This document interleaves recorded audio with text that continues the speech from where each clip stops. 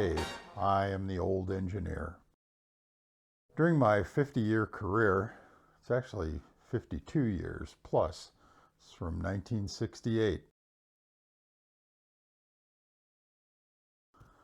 And the reason I'm still working is something that I'll talk about in some later episodes. We're not producing anywhere nearly enough engineers to replace all those in my generation and those slightly following that are retiring now. So we'll get into that in some detail later.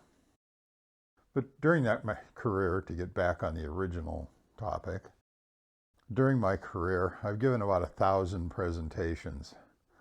And these were early on done using 35mm slides and handmade overheads. Then later on, of course, I switched to doing it with PowerPoint on computers with projectors and that sort of thing. So the presentations have moved along, so has the equipment for that matter. I mean, my career has mostly been in imaging equipment for industrial and scientific and medical imaging, cameras and displays and image processing, that sort of thing.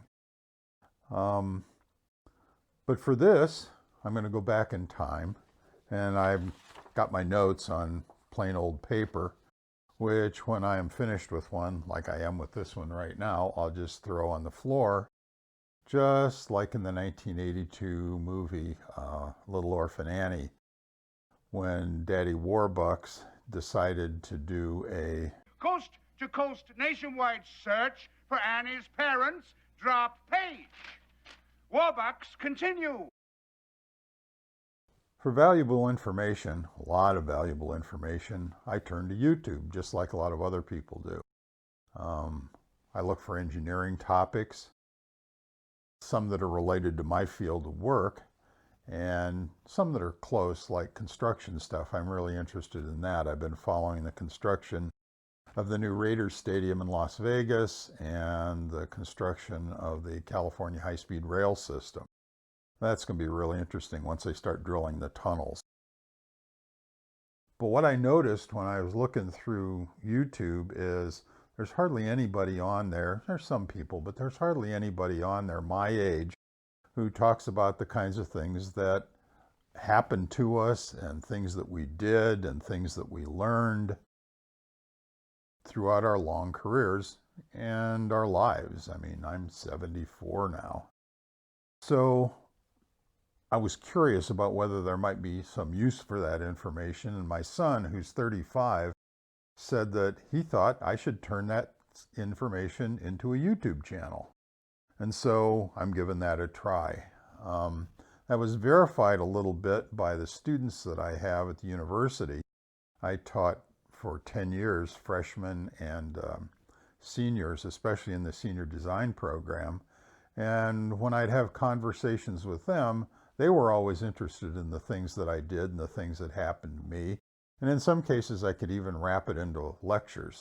I've got one lecture that I gave on ethics some years ago. I'll actually turn that into an episode because one of the fun things I got to do during that little adventure was to wear a wire. So I'm going to turn out some more of these episodes. And you can tell me, use the comment section on YouTube. You can tell me whether you think they're of any use.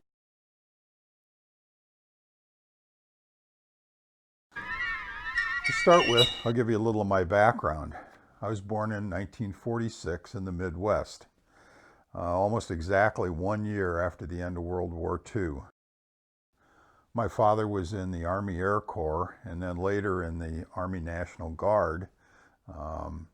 He was too young when he enlisted into the Army to actually go overseas. He ended up as a bombardier trainer and was stationed mostly in Texas. Afterwards, he became a company commander of an armor company, and there was a nice side benefit of that in that when we had parades in the little town that we lived in, his tanks that came from his armor company would be in parades, and I got to ride in them.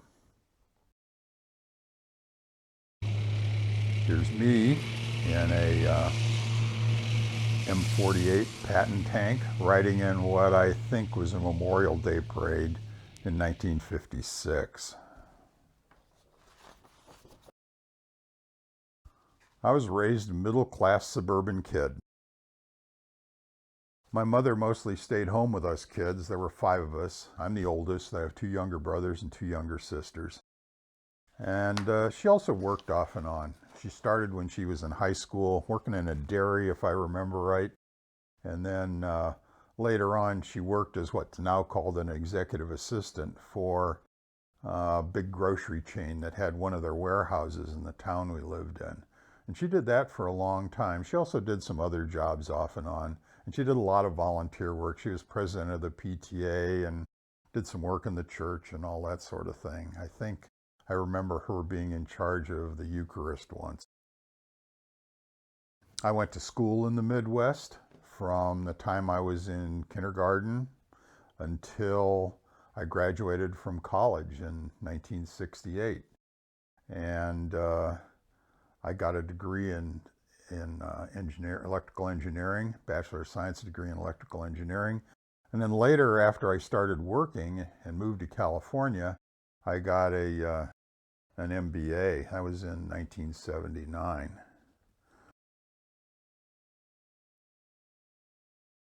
I've done some traveling. I'm not exactly a world traveler, but when I was young, I lived in Indiana and Ohio. And then when I went out and got jobs, the first place I worked was in Texas, and then I was in California and in Massachusetts, but I lived in New Hampshire, and then back to California, and now I'm in Arizona.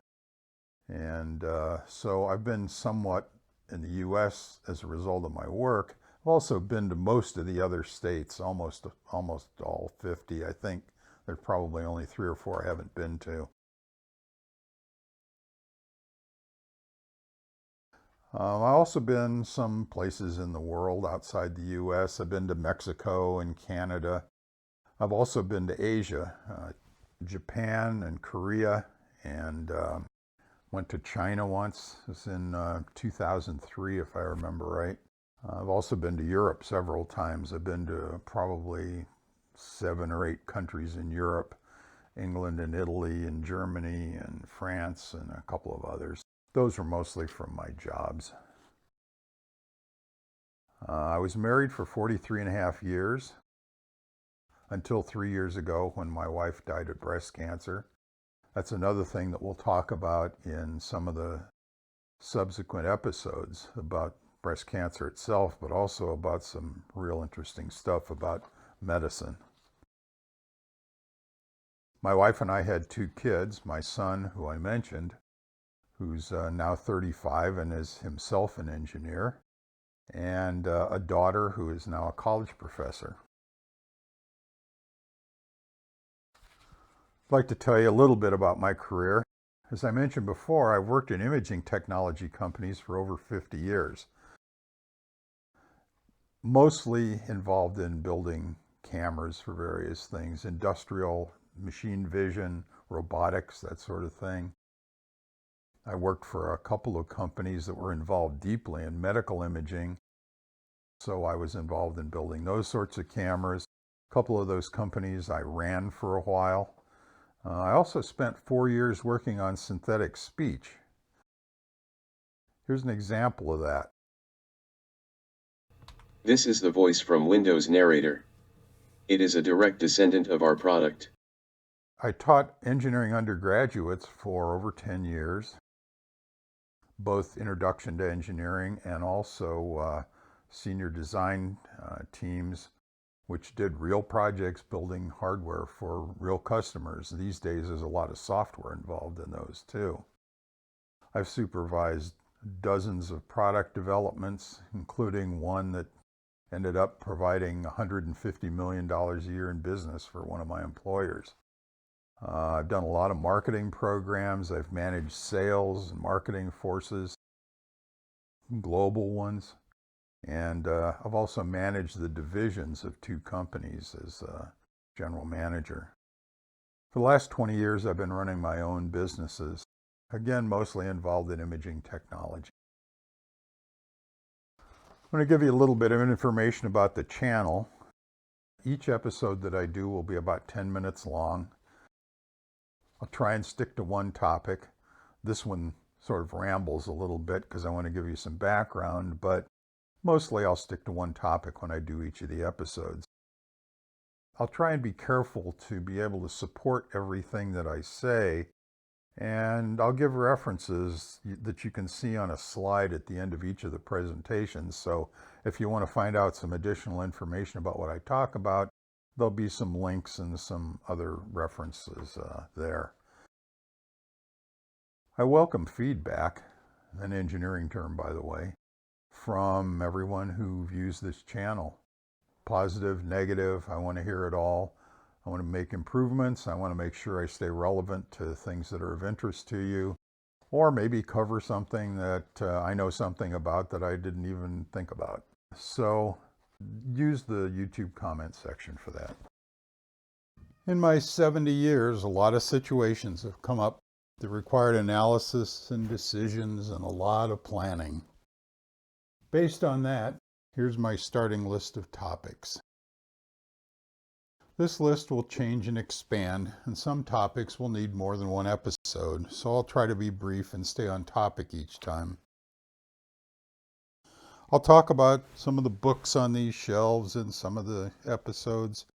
I'll talk about some of the things on the table and the wall behind me. You've maybe already noticed that this isn't quite the same as in the first few chunks of this episode, and that's because this is an actual work area and things get moved around. I do promise not to discuss politics or religion except as categories, basically to keep the trolls away. And I'm not going to give you engineering design projects. I did that when I was teaching the seniors in engineering design programs. But that's not what this is for. This is to talk about experience and various sorts of things that happened to me. And that includes, however, some things that underlie science and engineering. And the main one is critical thinking. Critical thinking needs to be applied a lot when you do science and engineering, and even marketing and other management functions. And I will point out as I go along that it really needs to apply to a lot of other things in life too. Oh, about my hair. This is my COVID-19 style. It almost resembles what I did intentionally in the 70s that shows up in my wedding picture. That, by the way, is a real picture of my wife and I standing in front of a window that overlooks the Pacific Ocean. A lot of people think that that's one of those backdrops that they bring down in photographer studios. It's not. That's a real picture. Anyway, some of the pieces are missing in my hair compared to 1974, although even then some of it was missing. Probably when this COVID thing is over, I'll go back to my sort of old engineer's haircut that's quite a bit shorter than this. This is a new channel called The Old Engineer. Feel free to comment on it, suggest topics that need more coverage than I gave them. Suggest other things that you think that I ought to talk about or things that I shouldn't talk about. Please subscribe if you're interested, because that way I can let you know when new things are coming out. And thank you for watching this one. We'll see you next time.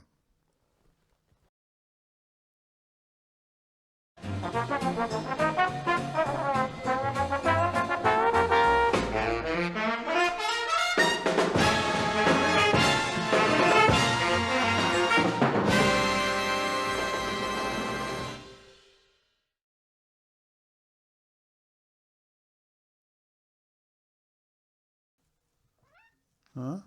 Baby, how are you? Are you going to be in my sign-off? What? Really?